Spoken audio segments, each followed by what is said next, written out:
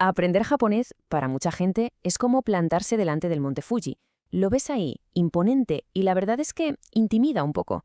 Pero, ¿y si te dijera que hay un camino claro para llegar a la cima?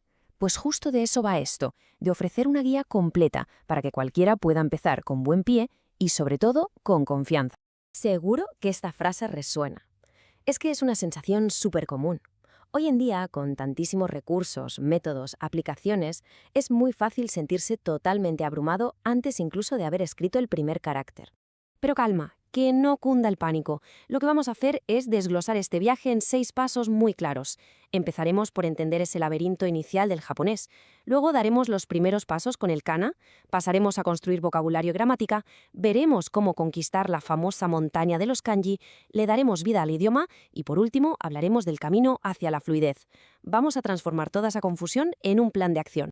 Es que es totalmente normal sentirse un poco perdido al principio. A ver, imagina que intentas leer un libro que usa no uno, sino 3 alfabetos diferentes a la vez, y encima las frases se construyen al revés de como lo hacemos nosotros.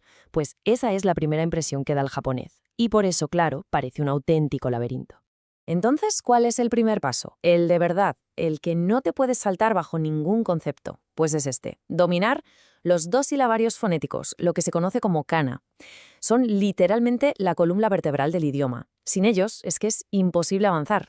Pensemos en ellos como si fueran 2 juegos de letras. Por un lado, el hiragana, que se usa para las palabras que son puramente japonesas y para la gramática. Y por otro, el katakana, que se reserva para las palabras que vienen de fuera, las prestadas, como nombres extranjeros o palabras como Internet.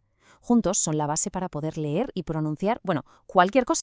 Aquí se ve súper claro cómo funciona este sistema triple. El hiragana es como el pegamento que une las frases. El katakana se encarga de palabras como koji, que viene del inglés coffee.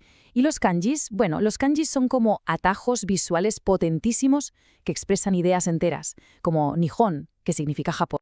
Y para dominarlos, la clave es la repetición inteligente.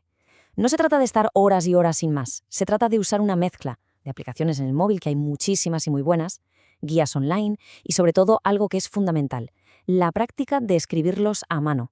Esto acelera el proceso una barbaridad. Aquí no hay atajos, solo práctica constante. Muy bien. Una vez que tenemos los cimientos, pasemos al siguiente paso lógico, empezar a construir una buena base de vocabulario y, sobre todo, entender cómo funcionan las frases en japonés. Y aquí llega uno de los mayores cambios de chip. Mientras que nosotros decimos yo como sushi, en japonés la estructura es yo, sushi, como. El verbo, lo que sea que se haga, va siempre, siempre al final. Al principio esto parece rarísimo, pero te aseguro que una vez que el cerebro hace clic, todo el idioma empieza a cobrar un nuevo sentido. Y este es un consejo que vale oro. Hay que olvidarse de las típicas listas de palabras sueltas para memorizar. Es mucho más útil aprender la palabra neko, que es gato, dentro de una frase como kuroi neko ga imasu, o sea, hay un gato negro, que aprenderla de forma aislada. El contexto es lo que le da vida al vocabulario. Es la clave. Por suerte, no hay que inventar la rueda. Existen libros de texto que están súper probados y que funcionan genial, como las series Genki o Japanese from Zero. Ofrecen un camino muy bien estructurado para ir construyendo la gramática y el vocabulario de una forma lógica y progresiva. Vale, ahora vamos a por ello. Abordamos lo que para muchos es el gran monstruo, lo más intimidante, los miles de caracteres conocidos como kanji. Claro, uno ve este número, más de 2000, y es normal que le entre el pánico y quiera salir corriendo. Pero la clave es entender que nadie, absolutamente nadie, se los aprende de golpe. Intentarlo sería como intentar beberse el océano de un trago. Imposible. La estrategia es otra completamente distinta. El enfoque correcto es el que transforma esta montaña enorme en una serie de colinas mucho más manejables.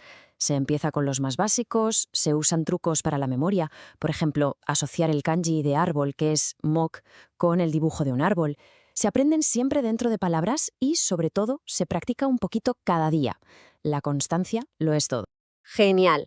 Con las piezas principales ya en su sitio, es hora de pasar del estudio pasivo, de empollar, al uso activo. Es el momento de sumergirse de verdad en el idioma.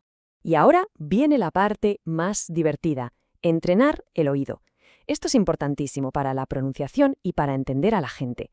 Y la mejor forma de hacerlo, pues sumergirse en la cultura popular. Poner la banda sonora de tu anime favorito o ver una serie japonesa es una forma de estudiar sin que parezca que estás estudiando.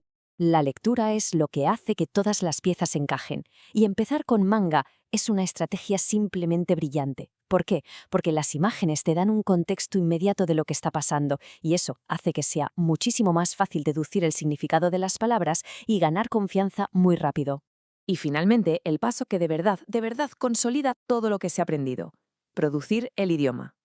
Hablar, aunque sea con uno mismo narrando lo que haces. Y escribir, aunque sea un pequeño diario de 2 líneas. Eso obliga al cerebro a buscar la información activamente, no solo a reconocerla. Y esa es la diferencia que te lleva hacia la fluidez.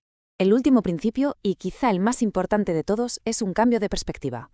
Hay que entender que aprender japonés no es una carrera de velocidad, es más bien un maratón muy gratificante. La clave del progreso, el único secreto que hay, es la constancia. Es como regar una planta. Es mucho más efectivo echarle un poquito de agua cada día que ahogarla con un cubo de agua una vez a la semana. Dedicarle entre 15 y 30 minutos diarios crea un hábito súper sólido y un progreso que se nota. Al final, lo que de verdad mantiene la motivación a largo plazo es integrar el idioma en el día a día. Disfrutar de la cultura japonesa a través de su música, sus películas, su comida. Esto hace que el aprendizaje deje de ser una obligación y se convierta simplemente en un placer. Esta hoja de ruta ya te da las herramientas y te marca el camino. El viaje, como todos los grandes viajes, empieza con un solo paso, con una sola palabra. La pregunta es, ¿cuál va a ser la primera?